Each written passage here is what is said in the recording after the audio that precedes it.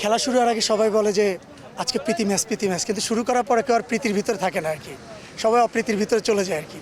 তো যাই হোক, সবাই আমরা কল্পনা করছিলাম আজকে প্র্যাকটিস ম্যাচ, প্রীতি ম্যাচ, কিন্তু মনে হচ্ছে যে ফাইনাল ম্যাচটা কী পরিমাণে প্রীতি হবে এটা বোঝা যাচ্ছে।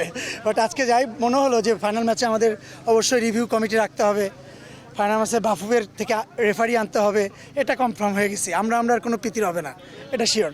তো যাই হোক, আমরা হয়তো 5 থেকে 10-এর ভিতর যে কোনো একটা ডেট, আমাদের আরেকজন অন্যতম খেলোয়াড় রুবেল ভাই আজকে নাই, ওনার সঙ্গে কথা বলে আমরা ডেটটা ফিক্সড করব ফাইনাল ম্যাচটা, এবং আমরা আশা করছি যে কোনো একটা স্টেডিয়ামে ফাইনাল ম্যাচটা হবে, দর্শকরা অনেক বেশি এনজয় করবে। আমার খেলোয়াড় সবাই খুব সিরিয়াস, বাট আমি একটু কুল ছিলাম। আমি আসলে সবসময় অ্যাটাকিং খেলতে পছন্দ করি, বাট আজকে আমি প্রথম থেকেই আমি একটা ওয়াদাবদ্ধ ছিলাম যে আজকে কোনো অ্যাটাকিং খেলবো না, কারণ আমার টিমে অনেক অ্যাটাক আছে, ওরা সবাই বেশি অ্যাটাকিং খেলতে পছন্দ করে।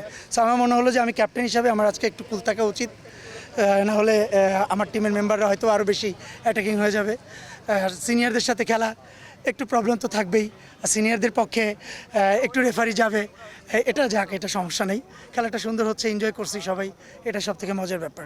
আমার কথা হচ্ছে পেনাল্টি যেহেতু রেফারি সিদ্ধান্ত নিয়েছে, পেনাল্টি হোক, বাট আমরা মনের একটা শান্তি আর কি, যে আসলে কি পেনাল্টিটা হচ্ছে কি না, বিকজ বলটা যেহেতু এখানে লাগছে, আমরা কনফিউশনে ছিলাম যে পেনাল্টিটা বোধহয় হচ্ছে না।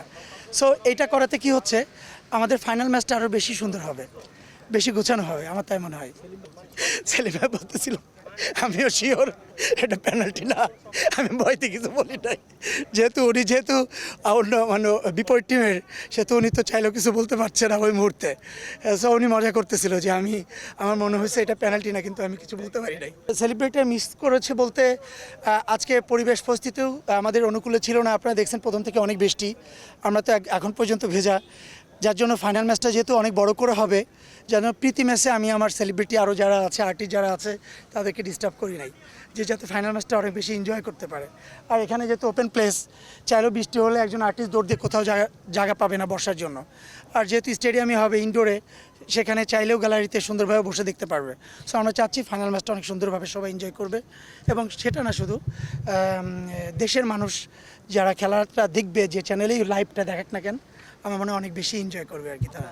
আমি যাকেই ফোন করি সে বলে যে আজকে নায়িকা কে কে আসবে, তাই আমি বললাম যে ভাই, নায়িকায় যদি আসবে তো নায়কদের কাজটা কি।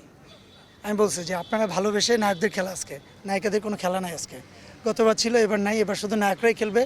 যদি ভালোবেসে থাকেন নায়কদের, তাহলে খেলাতে চলে আসেন, খেলা দেখতে আসেন।